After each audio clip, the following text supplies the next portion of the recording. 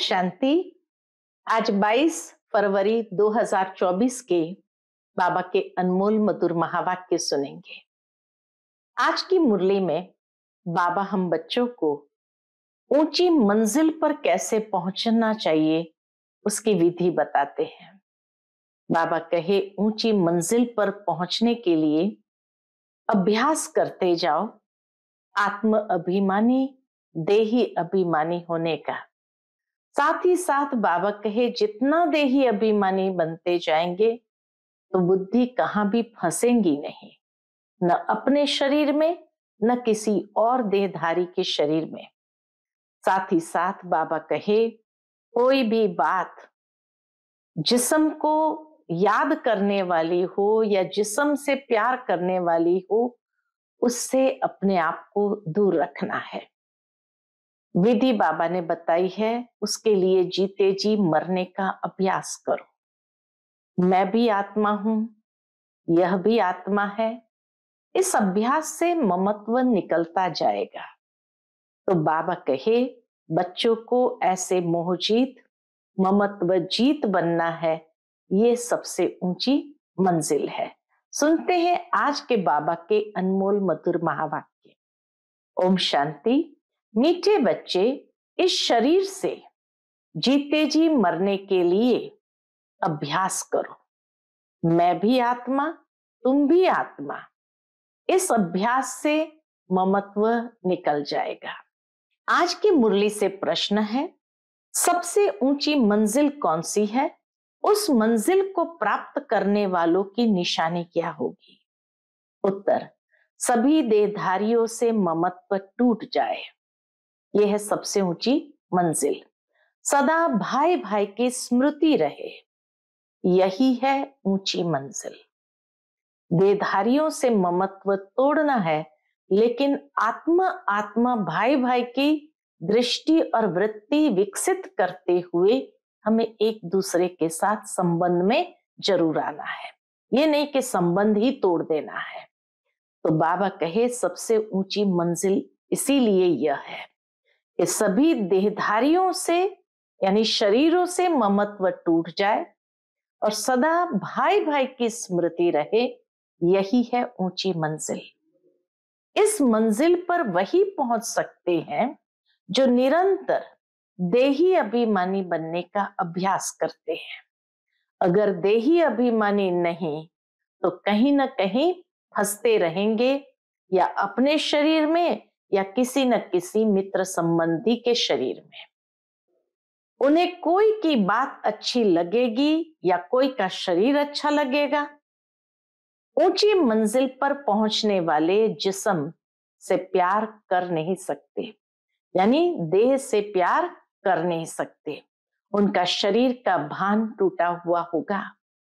ओम शांति। रूहानी बाप रूहानी बच्चों को कहते हैं, देखो मैं तुम सभी बच्चों को आप समान बनाने आया हूं। बाबा रूहानी बच्चों से कहते, देखो मैं तुम बच्चों को आप समान बनाने आया हूं। अब बाप आप समान बनाने कैसे आएगा? वह है निराकार। कहते हैं मैं निराकार हूं, तुम बच्चों को आप समान अर्थात निराकारी बनाने, जीते जी मरना सिखलाने आया हूं। उसके लिए बाबा आए हैं। किस लिए आए हैं? आप समान निराकारी बनाने, जीते जी मरना सिखलाने आया हूं। बाप अपने को भी आत्मा समझते हैं ना, इस शरीर का भान नहीं। ब्रह्मा बाबा के शरीर में आते हुए भी उस शरीर का भान नहीं, शरीर में रहते हुए भी शरीर का भान नहीं है। यह शरीर उनका तो नहीं है ना, शिव बाबा का तो नहीं है ना। तुम बच्चे भी इस शरीर का भान निकाल दो। तुम आत्माओं को ही मेरे साथ चलना है। ये शरीर जैसे मैंने लोन लिया है, वैसे आत्माएं भी लोन लेती है पाठ बजाने लिए। तुम जन्म जन्मांतर शरीर लेते आए हो। अब जैसे मैं जीते जी इस शरीर में हूं, परंतु हूं तो न्यारा अर्थात मरा हुआ। शरीर से न्यारा मन मरा हुआ। मरना शरीर छोड़ने को कहा जाता है। उसको बाबा एक्सप्लेन करते हैं, जैसे दुनिया में मरना शरीर छोड़ने को कहा जाता है, तुमको भी जीते जी इस शरीर से मरना है। मैं भी आत्मा, तुम भी आत्मा, तुमको भी मेरे साथ चलना है या यहाँ बैठना है? पूछते बाबा, तुमको भी मेरे साथ चलना है या यहाँ ही बैठना है? तुम्हारा इस शरीर में जन्म जन्मांतर का मोह है। जैसे मैं अशरीरी हूं, तुम भी जीते जी अपने को अशरीरी समझो। हमको अब बाबा के साथ जाना है। जैसे बाबा का ये पुराना शरीर है, तुम आत्माओं का भी ये पुराना शरीर है। पुरानी जुत्ती को छोड़ना है। जैसे मेरा इसमें ममत्व नहीं है, तुम भी इस पुरानी जुत्ती से ममत्व निकालो। तुमको ममत्व रखने की आदत पड़ी हुई है, हमको आदत नहीं है। शिव बाबा कहे, हमको आदत नहीं है, मैं जीते जी मरा हुआ हूं, तुमको भी जीते जी मरना है। मेरे साथ चलना है तो अब ये प्रैक्टिस करो। शरीर का कितना भान रहता है बात मत पूछो। बाबा देखते हैं बच्चों को, शरीर का कितना भान रहता है बात मत पूछो। शरीर रोगी हो जाता है तो भी आत्मा उसको छोड़ती नहीं है। इससे ममत्व निकालना पड़े। हमको तो बाबा के साथ जाना जरूर है। अपने को शरीर से न्यारा समझना है। इसको ही जीते जी मरना कहा जाता है। अपना घर ही याद रहता है।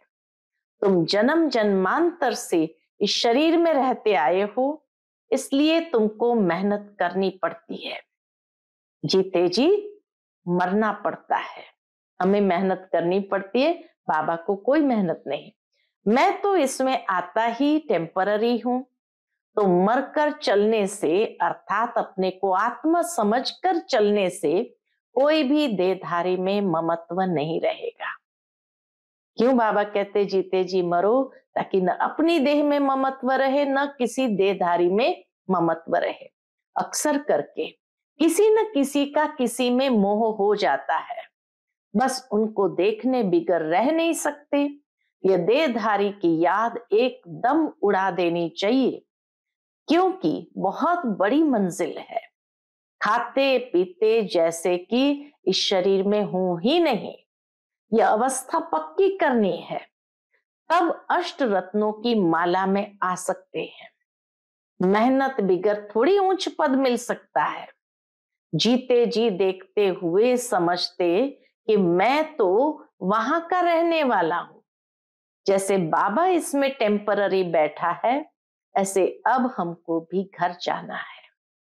जैसे बाबा का ममत्व नहीं है, वैसे हमको भी इसमें ममत्व नहीं रखना है। बाप को तो इस शरीर में बैठना पड़ता है। बाबा को बच्चों को समझाने लिए, अपने समान बनाने के लिए बैठना पड़ता है। तुम बच्चों को समझाने लिए, तुमको अब वापस चलना है, इसलिए कोई देहधारी में ममत्व न रहे। ये फलानी बहुत अच्छी है, मीठी है, आत्मा की बुद्धि जाती है ना।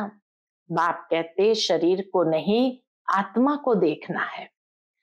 शरीर को देखने से तुम फंस मरेंगे। बड़ी मंजिल है। तुम्हारा भी जन्म जन्मांतर का पुराना ममत्व है, बाबा का ममत्व नहीं है। तब तो तुम बच्चों को सिखलाने आया हूं। शिव बाबा का ममत्व नहीं है, इसलिए बाबा कहे मैं सिखलाने आया हूं। बाप खुद कहते हैं मैं तो इस शरीर में नहीं फंसता हूं, तुम फंसे हुए हो, मैं तुमको छुड़ाने आया हूं। तुम्हारे 84 जन्म पूरे हुए, अब शरीर से भान निकालो। देही अभिमानी होकर न रहने से तुम कहीं न कहीं फंसते रहेंगे। कोई की बात अच्छी लगेगी, कोई का शरीर अच्छा लगेगा, तो घर में भी उनकी याद आती रहेगी। जिस्म पर प्यार होगा तो हार खा लेंगे, ऐसे बहुत खराब हो जाते हैं। बाप कहते हैं स्त्री पुरुष का संबंध छोड़ अपने को आत्मा समझो। यह भी आत्मा, हम भी आत्मा।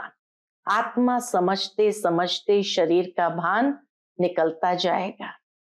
बाप की याद से ही विकर्म भी विनाश होंगे, इस बात पर तुम अच्छी तरह से विचार सागर मंथन कर सकते हो। विचार सागर मंथन करने बिगर तुम उछल नहीं सकेंगे। यह पक्का होना चाहिए कि हमको बाप के पास जाना है जरूर। मूल बात है याद की। 84 का चक्र पूरा हुआ, फिर शुरू होना है। इस पुरानी देह से ममत्व नहीं हटाया तो फंस पड़ेंगे, या अपने शरीर में या कोई मित्र संबंधी के शरीर में। तुमको तो किससे भी दिल नहीं लगानी है। अपने को आत्मा समझ बाप को याद करना है।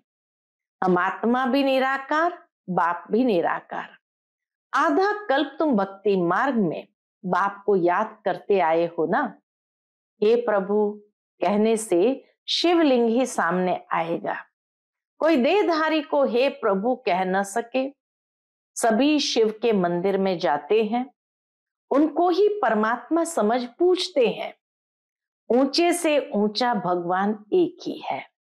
ऊंचे से ऊंचा अर्थात परम धाम में रहने वाला। भक्ति भी पहले अव्यभिचारी होती है एक की, फिर व्यभिचारी बन जाती है। तो बाप बार बार बच्चों को समझाते हैं कि तुमको ऊंच पद पाना है तो ये प्रैक्टिस करो। देह का भान छोड़ो। सन्यासी भी विकारों को छोड़ते हैं ना। आगे तो सतो प्रधान थे, अभी तो वह भी तमो प्रधान बन पड़े हैं। सतो प्रधान आत्मा कशिश करती है, अपवित्र आत्माओं को खींचती है, क्योंकि आत्मा पवित्र है। जो पवित्र आत्मा है वो अपवित्र आत्मा को खींचती है। बल पुनर्जन्म में आते हैं तो भी पवित्र होने कारण खींचते हैं। कितने उन्होंने फॉलोअर्स बनते हैं। जितनी पवित्रता की जास्ती ताकत, उतने ज्यादा फॉलोअर्स।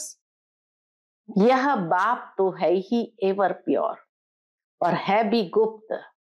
डबल है ना, ताकत सारी उनकी है। ब्रह्मा बाबा के शरीर में भी जब डबल है तो ब्रह्मा बाबा कहे ताकत सारी शिव बाबा की है, इनकी यानी ब्रह्मा की नहीं है। शुरू में भी तुमको उसने कशिश की। किसने? शिव बाबा ने कशिश की, इस ब्रह्मा ने नहीं की, क्योंकि वह तो एवर प्योर है। शिव बाबा तो एवर प्योर है। तुम कोई इनके पिछाड़ी नहीं भागे। ये कहते हैं मैं तो सबसे जास्ती पूरे 84 जन्म प्रवृत्ति मार्ग में रहा, यह तो तुमको खींच ना सके। ब्रह्मा बाबा तो खींच ना सके। बाप कहते मैंने तुमको खींचा, शिव बाबा ने खींचा। भल सन्यासी पवित्र रहते हैं, परंतु मेरे जैसा पवित्र तो कोई भी होगा नहीं। वह तो सब भक्ति मार्ग के शास्त्र आदि सुनाते हैं। मैं आकर तुमको सब वेदों शास्त्रों का सार सुनाता हूं। चित्र में भी दिखाया है, विष्णु की नाभि से ब्रह्मा निकला, फिर ब्रह्मा के हाथ में शास्त्र दिखाए। अब विष्णु तो ब्रह्मा द्वारा शास्त्रों का सार सुनाते नहीं है, वो तो विष्णु को भी भगवान समझ लेते। बाप समझाते मैं इन ब्रह्मा द्वारा सुनाता हूं, मैं विष्णु द्वारा थोड़ी समझाता हूं। कहां ब्रह्मा कहां विष्णु। ब्रह्मा सो विष्णु बनते हैं, फिर 84 जन्म के बाद ये संगम होगा। यह तो नई बात है ना।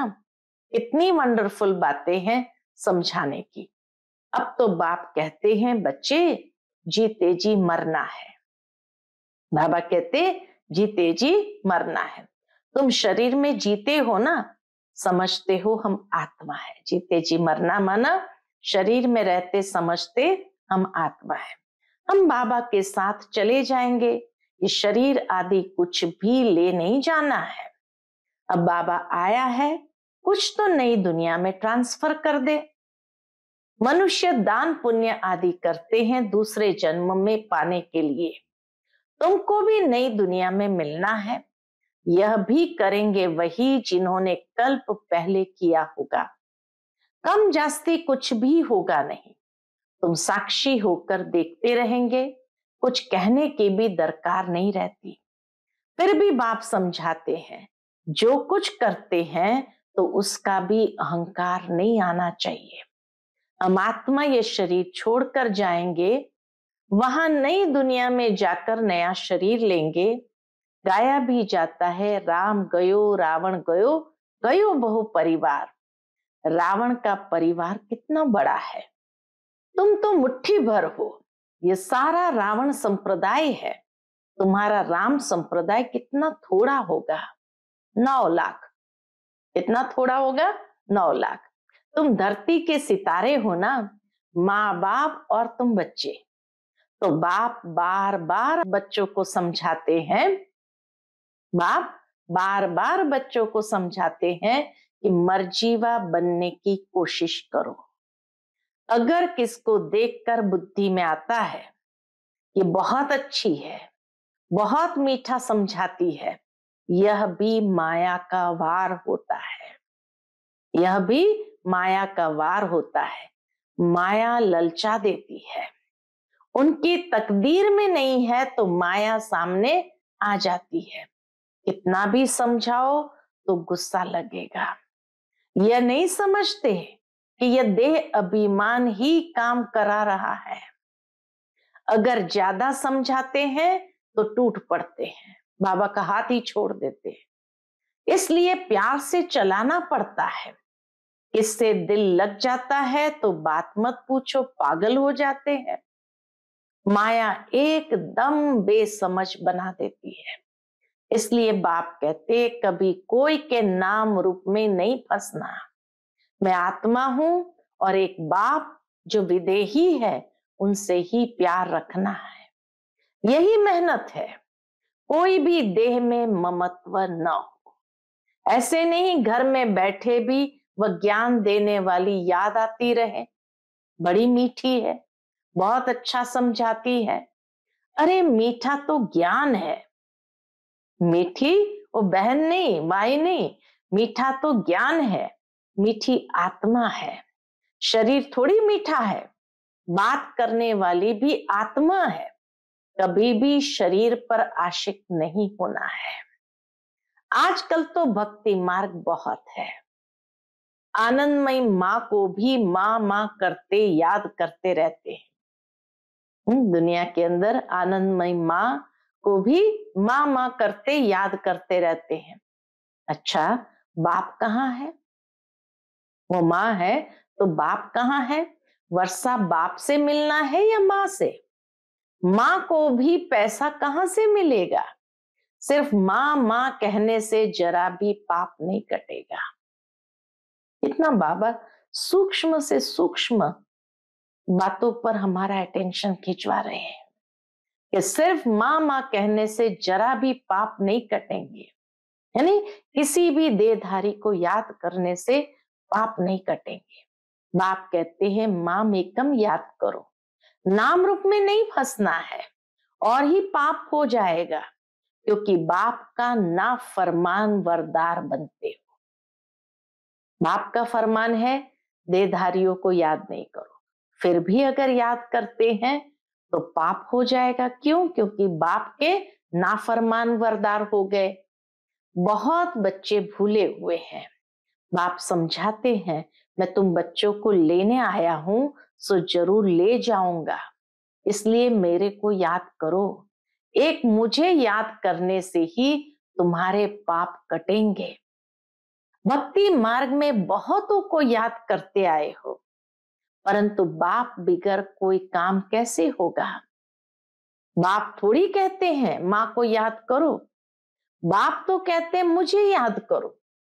पतित पावन मैं हूं, बाप के डायरेक्शन पर चलो। तुम भी बाप के डायरेक्शन पर औरों को समझाते रहो। तुम थोड़ी पतित पावन ठहरे, याद एक को ही करना है। हमारा तो एक बाप, दूसरा न कोई। बाबा हम आप पर ही वारी जाएंगे। वारी जाना तो शिव बाबा पर ही है और सबकी याद छूट जानी चाहिए। भक्ति मार्ग में तो बहुतों को याद करते रहते हैं, यहाँ तो एक शिव बाबा दूसरा न कोई। फिर भी कोई अपनी चलाते हैं तो क्या गति सदगति होगी। मूंझ पड़ते हैं, बिंदी को कैसे याद करें। अरे तुमको अपनी आत्मा याद है ना, कि मैं आत्मा हूं, वह भी बिंदी रूप ही है, तो तुम्हारा बाप भी बिंदी है। बाप से वर्षा मिलता है, मां तो फिर भी देधारी हो जाती है, तुमको विदेही से ही वर्षा मिलना है। इसीलिए और सब बातें छोड़ एक से बुद्धि योग लगाना है। तारी मुरली जीते जी मरने पर। कैसे? जीते जी शरीर के भान से अपने आप को अलग करना, आत्मा समझना, बुद्धि का योग अपनी देह से दूसरों की देह से भी निकाल एक बाप के साथ लगाना है। अच्छा, मीठे मीठे सिकिलते बच्चों प्रति माता पिता बाप दादा का याद प्यार और गुड मॉर्निंग। रूहानी बाप की रूहानी बच्चों को नमस्ते। हम सभी रूहानी बच्चों की रूहानी माता पिता बाप दादा को याद प्यार, गुड मॉर्निंग और नमस्ते नमस्ते। शुक्रिया बाबा, शुक्रिया। आज की मुरली से धारणा के लिए मुख्य सार है। पहली पॉइंट, शरीर का भान खत्म करने के लिए चलते फिरते अभ्यास करना है। जैसे कि इस शरीर से मरे हुए हैं, न्यारे हैं, शरीर में है ही नहीं, बिगर शरीर आत्मा को देखो। दूसरी पॉइंट, कभी भी किसी के शरीर पर तुम्हें आशिक नहीं होना है। एक विदेही बाप से ही प्यार रखना है, एक से ही बुद्धि योग लगाना है। आज का बाप दादा का मधुर वरदान हम बच्चों के प्रति है, सेवा और स्व पुरुषार्थ के बैलेंस द्वारा ब्लेसिंग्स प्राप्त करने वाले कर्म योगी भव। सेवा और स्व पुरुषार्थ के बैलेंस द्वारा ब्लेसिंग प्राप्त करने वाले कर्म योगी भव। कर्म योगी अर्थात कर्म के समय भी योग का बैलेंस हो।